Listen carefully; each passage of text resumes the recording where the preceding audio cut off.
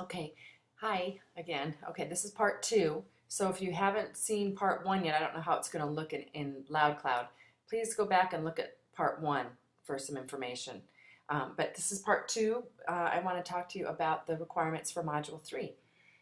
So this is the communications plan section of your tech plan. So everything is out of the perspective of your target grade level, whether it's special ed, elementary, or high school math, or whatever. From now on, everything that you're going to do is in regards to your target job. Okay, I was third grade, and so I would be talking about a third grade classroom and my vision for the technology in communication in a third grade classroom, what that would look like. So I want you to be thinking about your target grade span. The DQs are really important, especially the first one. It's about global community, and I really want you to do some research about global community. In my face-to-face class, sometimes I always have my people do what's called a Voki. If you go to voki.com, VOKI.com, it's a really fun little application. And so, and what I have them do is make a little Voki about what global community means to them after some research. So anyways, I invite you to try that, and I'll try and post one for you as well today. I think it's a really fun little application. My teachers in my district use it all the time, Voki.com. And it's pretty self-explanatory how to actually do it. I may also, if I can do it, maybe I'll do a little like a how-to. So anyways, be watching for that, and I'll post it in the forum. Anyways, so global community, that's really important. We're talking about your commitment to communication and broadening the scope of your communication to the outside world, and bringing the global community into your classroom, and you communicating to the outside world. So that DQ is really important. The second DQ is about parents and technology, and how technology can enhance the role of communication in your classroom. So that one's really important too, and worth a little bit of research.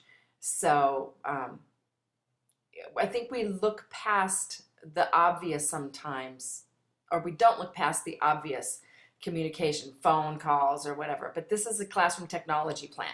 So I want to know, I know the best way to communicate is face-to-face, just like I'm doing with you now, basically. I think that's, the most effective. That's a given. So what I want to hear is how you would use technology to enhance your ability to communicate beyond the obvious.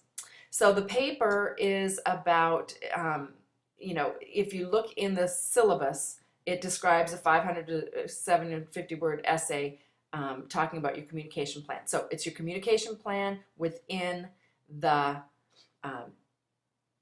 idea of your own classroom.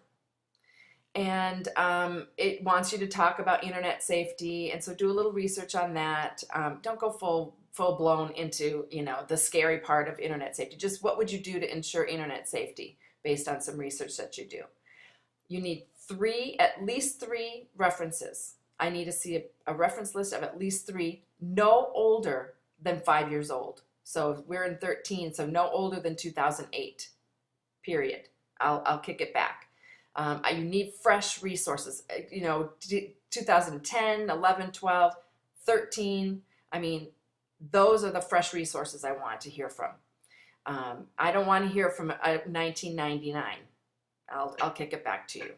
And in-text citations, which I know you're all great at. So if you look at the rubric in the benchmark, it gives you what the level 5 rubric, the best is. It says, plan clearly describes the classroom communication process for students, parents, and the community, and the global community. Alternative and inventive methods of communication are introduced in detail, as well as internet security and safety topics. So look at the rubric and look at the high score, because that's what I'm going to be scoring on. All right. Let me know if you have any questions, and thank you again. I feel very honored to be able to facilitate this course with you.